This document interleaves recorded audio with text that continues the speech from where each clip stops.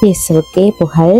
இயேசுவில் பிரியமானவர்களே, இன்று நம் ஆண்டவர் ஏசாயா 60ஆம் அதிகாரம் 15ஆம் வசனத்தினூடாக இவ்வாறு நம்மோடு பேசுகின்றார். நானும் உன்னை என்றென்றும் பெருமைப்படுத்துவேன், தலைமுறை தோறும் மகிழ்ச்சிக்கு உரியவனாக்குவேன். இந்த புதிய நாளை ஆண்டவர் ஒரு புதிய நம்பிக்கையோடு நாம் பயணிக்க நமக்கு ஒரு வாய்ப்பை கொடுத்திருக்கிறார்.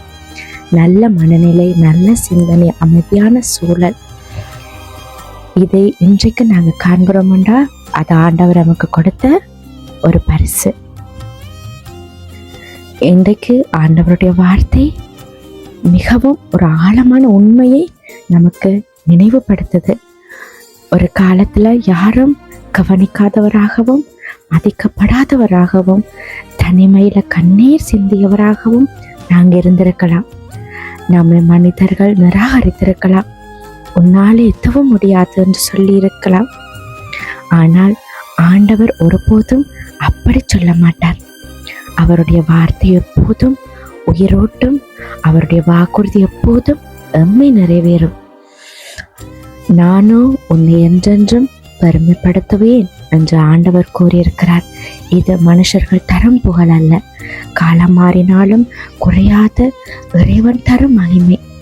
உலகம் நம்மை மறந்தாலும் ஆண்டவர் நம்மை நினைவில் வைத்திருக்கிறார். மனுஷர்கள் மூடிய கதவுகளை அவர் திறக்க வல்லவராயிருக்கிறார்.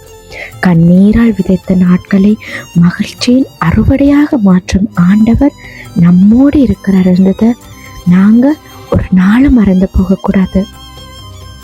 அதே போலதான் தலைமுறை தோறும் மகிழ்ச்சிக்கு உரியவனாக்குவேன் என்ற ஆண்டவர் இன்றைக்கு நமக்கு வாக்குறுதி அளித்திருக்கிறார். ஆண்டவரின் ஆசீர்வாதம் நம்மோடு மட்டுமல்ல, நம் குடும்பத்தையும் பிள்ளைகளையும் வருங்கால சந்ததியினரையும் தொடுகிறது. இன்று நாங்கள் செய்யும் விசுவாச ஜெபமும் கீழ்ப்படிதலும் நாளைய தலைமுறைக்கு ஆசீர்வாதத்தின் அடித்தளமாக மாறுகிறது. எனவே இந்த காலையில சூழ்நிலையை பார்த்து மனம் தளர்ந்து போகாம ஆண்டவரின் வாக்குறுதியை பற்றி கொள்ளுங்க. தாமதம் இருக்கலாம், ஆனால் அது தடை இல்லை. காத்திருப்பு இருக்கலாம், ஆனால் அது கைவிடப்பட்டதில்லை. உங்களை உயர்த்துவதற்கான நேரத்தை ஆண்டவர் மிகவும் துல்லியமாக அறிந்து வச்சிருக்கிறார். அதனால இந்த நாளை பயத்தோடு இல்லாம ஆண்டவர் மேல உங்களோட பாரத்தை போட்டு விசுவாசத்தோட நம்பிக்கையோடு தொடங்குங்க. ஏனென்றா உங்களுடைய எதிர்காலத்தை மனுஷர்கள் தீர்மானிப்பதில்லை, வாக்குத்தத்தம் அளித்து ஆண்டவரை தீர்மானிக்கிறார். அவர் சொன்னதை அவர் நிச்சயமாக நிறைவேற்றுவார். கண்களை மூடி ஆண்டவர்கிட்ட ஒப்பு கொடுப்போமா? தகப்பனே, இந்த புதிய நாளுக்காக உமக்கு நன்றி சொல்லுகிறோமப்பா. எங்களுடைய வாழ்க்கை குறித்து நீர் கூறிய ஒவ்வொரு வாக்குத்தத்தமும் நிறைவேறும் என்ற நம்பிக்கையை ஒவ்வொருவருடைய உள்ளத்திலும் விதைத்தருளுங்க. எங்களுடைய கண்ணீரை மகிழ்ச்சியாகவும் எங்களுடைய அவமானத்தை மகிமையாகவும் மாற்றுங்க.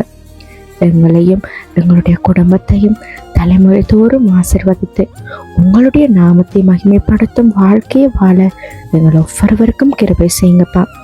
உங்களுடைய வெளியேறப்பட்ட நாமத்தினால ஜெபிக்கிறோம். ஆமேன்.